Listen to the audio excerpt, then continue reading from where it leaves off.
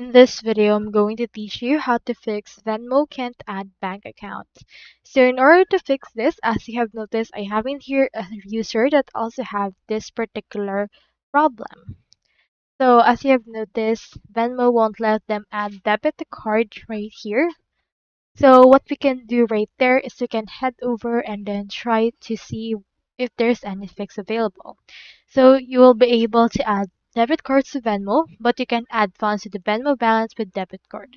However, there's a workaround to it. You can use your debit cards to add funds to your PayPal balance, then use a free Visa Plus transfer to transfer funds from PayPal balance to Venmo balance. So you can head over and do right here this way. So in that way, even if you can't add debit card and use it to top up, you can still send money from your debit to your actual funds on Venmo. So for this, they head over right here and you can also contact support for actual fix for this. So that's all there is today and I hope this video helped you out.